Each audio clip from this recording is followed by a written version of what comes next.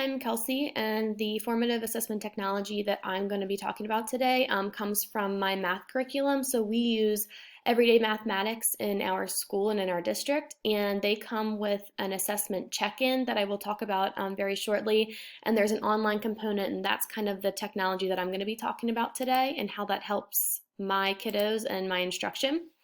So the assessment check-ins are kind of the focuses of an entire lesson. So what happens is, we teach an entire math lesson, and as a teacher, you want to make sure that your students are grasping the most important parts of that math lesson.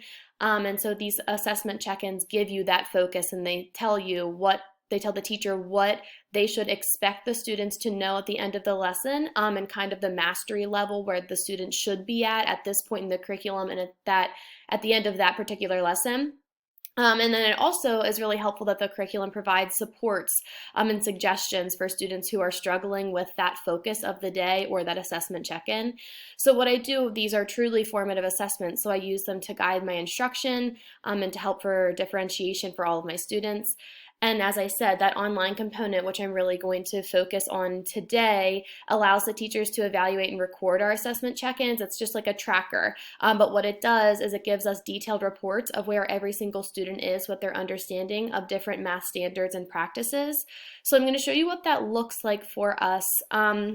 This is just one example, so you'll see that I have just like one lesson up at the top here, and they tell you the expectation. So expect most students' predictions to be accurate. And for those who are not, suggest that they draw a picture to help them predict the total number of pennies before you drop the pennies. So for this activity, we were just working on addition, and the students had to listen to how many pennies were dropping in the bucket, and then they had to make a prediction of how many pennies they thought were in the bucket, just to let you guys kind of have a little background on that. So up at the top, after I did this lesson and after I did this assessment check-in, my students' names are all here at the top. I showed a little bit of one just so you guys could see. And I have to go back and evaluate them.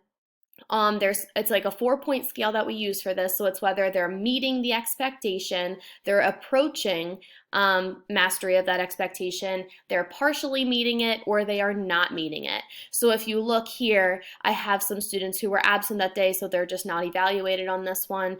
So I can see very clearly who met that expectation and they were very accurate with their predictions.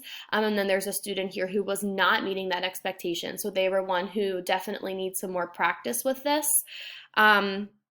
So I did say that the online component just provides some different skills reports and what they call a grade card report. So right here, it just shows, it takes all of the data that I do and it kind of does a lot of the work for me as far as analyzing all of my data and what does that mean moving forward. So these are where my students' names or where they're at. And then it shows the color that corresponds with how well they're grasping all of our math content at this point. So they have an overall score. It just is good, and this is really just for teachers to use, so it's just kind of a good way to show, like this student right here, 99% of the things that we have gone over, so this is a really strong student, whereas maybe this one with the 70%, they're approaching a lot of their understandings of content, standards, and practices, but there's definitely some that I might need to go in and look at that student a little bit more in depth. And here's what that might look like. So this is just one student's example, and they have these skills reports for all of the students, so I can see their highest performing standard in mathematical practice and how well they're doing with that. And I can also see their lowest performing standard of mathematical practice. So definitely this one right here, it seems like a lot of the data that I put in, they were only partially meeting it, so I would have to go back and just give that student a lot of practice with whatever that skill would be. And just another way to kind of view, so I have one of my students here and it just shows me by standard how well they are doing with each of those standards. So like I said, this online component, the technology, it does come with our curriculum, unfortunately. So if you don't have this, hopefully your math curriculum might have something that's very similar to it. But I just love it because it just provides the data that I put in and all the work that I do on my side, but it does a lot of that analyzing and shows me helpful reports on their side, which makes it very easy to communicate the student struggles and successes to parents and other teachers.